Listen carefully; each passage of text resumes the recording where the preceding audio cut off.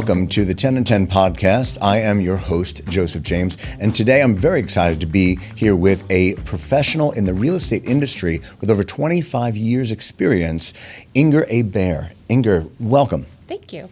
I am so excited. We were chatting a little bit before we got on about what you do, and it's fascinating. I love how unique your approach is to dealing with your clients, troubleshooting the issues, especially probate. But before we get into all those specifics, tell me a little bit about you and how did you get into the industry? So in my family, there's two things. You can either be a singer or you could be in real estate or music business or real estate, and I can't sing. Okay. I was going to ask you, do you want to bust out a little ditty? No. A duet. Come on, karaoke time. Yeah, it's not good. It's intrinsic in my life. So my grandmother was the first female hard money lender in Arizona, if not the Southwest Valley. Wow. My mom was in real estate. My aunts are in real estate. My cousins in Nashville are real estate, so if you need, help there too, I can find you a good agent. But it's just really pretty much the family business. So you're an Arizona native? Yeah. Oh, wow. That's great. Well, I mean, that has to give you some sort of edge, I'd imagine, being in the real estate area to know the state as well as you do. Yeah, it does. I mean, I've seen this state grow. I've seen it do so many different things.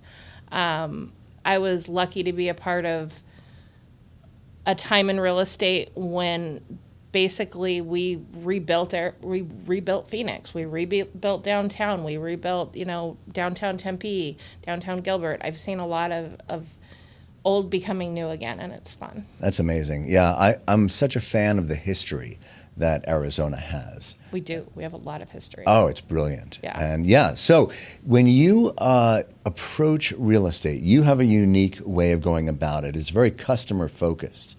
That's what you were explaining to me. So for the people that are watching, explain a little bit about, you deal in residential, you deal in investment properties, right? So talk to me, when you are dealing with a customer, how is it that you differentiate yourself from, I guess, the other real estate agents out there?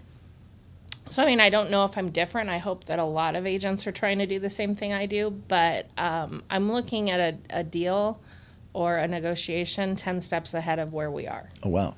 So it's like chess. We're playing chess. A lot of agents play checkers. Mm-hmm. I don't.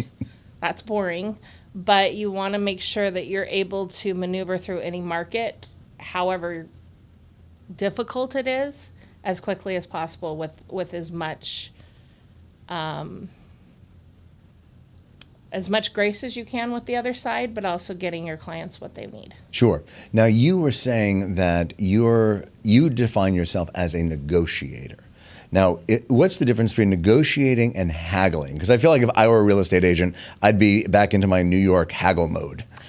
So negotiating or trying to haggle are two different things. A lawyer told me a long time ago, negotiation is where everybody has what they can live with.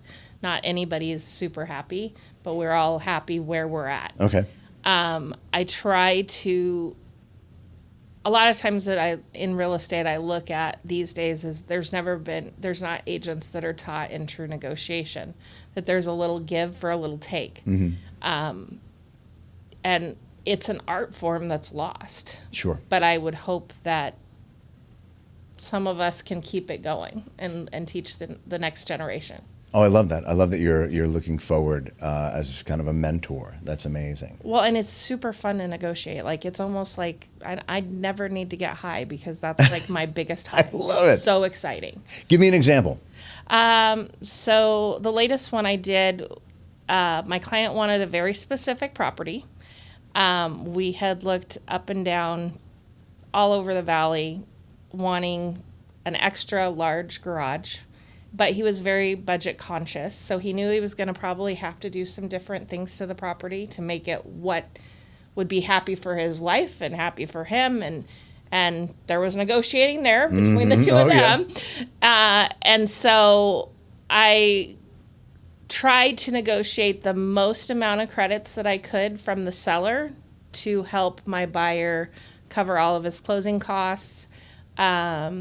And then actually we negotiated credits so that he could get to the point where he had the enough credits to go ahead and pay for his pool to be remodeled out of the closing instead of out of his pocket. Oh, wow. So yeah, we got $32,000 worth of credits Wow, that's a lot. on a $582,000 house. Now, but your target, what your goal was what?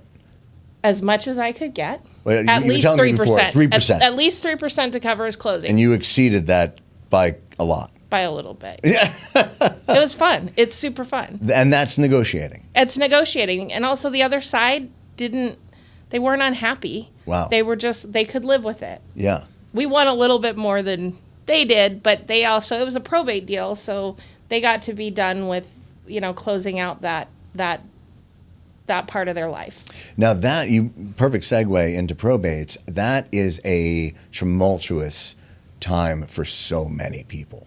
Yeah. How do you navigate, high emotions, right?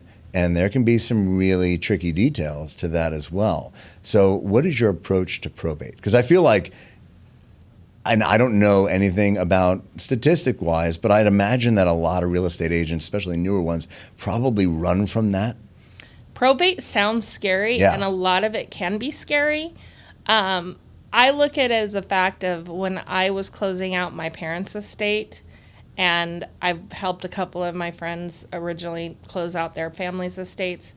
I wanted to make it less stressful and let them focus more on their grieving and get this off their plate. Wow. And so that it actually tends to be a lot more of you listening to what they need and what's going on and letting them vent a lot, because grieving is not pretty. Yeah.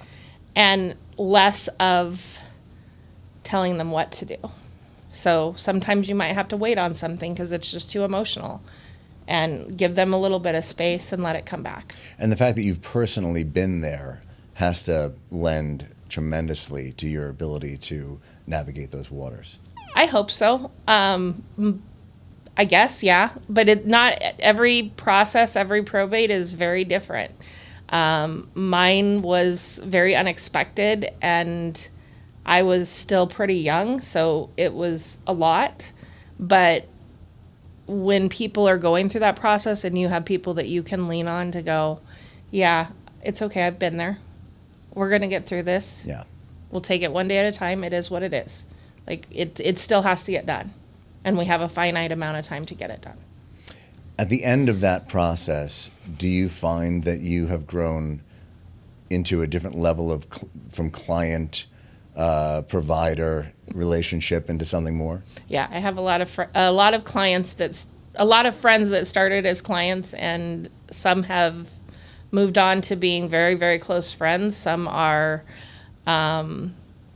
have actually even joined real estate with me because they're like, you made it look easy. And I'm like, oh, wow. I just worked myself out of a client. Great. That's awesome. But yeah.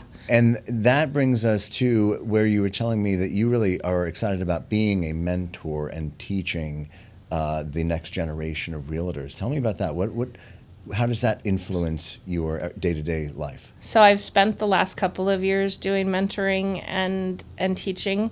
I do appreciate it. I want to leave this industry better than what I came into, or better than what it's evolved while I've been here for the 25 years. Wow, that's amazing. So if somebody wanted to, I guess a better question would be, somebody is getting into either buying or selling. What thought process should they have in selecting a realtor? Obviously, it should be go with Inger Hebert, but not necessarily. No, not necessarily. You want to get someone who you work well with and who you understand and who understands you. Every personality is going to be different, so I'm not a fit for everybody, and they're not a fit for me, and that's okay. Yeah. But I'll help you find the right fit, and hopefully, usually I am the right fit. But there's been many times I've gotten clients where I was good friends with the person before they were a client, and they were working with an agent, and I let that be. And that agent didn't listen. And that agent turned into me because I did listen. Oh. So they need to find someone that works well with them and is listening to what their needs are. Well, that is amazing. This is a conversation I think that could go on for much longer than the 10 minutes that we have here today. But I've really enjoyed getting to know you, getting to know your process. You really make an industry that seems so confusing and scary seem like something that I would be excited to take the journey with. So thank you for that. And if you want to get in touch with Inger, please reach out. She is available in the comments, I believe. So you can find Inger Hebert and let her navigate, let her negotiate your buying or selling process in the real estate world. Thank you so much. I'm your host, Joseph James. This has been 10 and 10, your Podwork studio.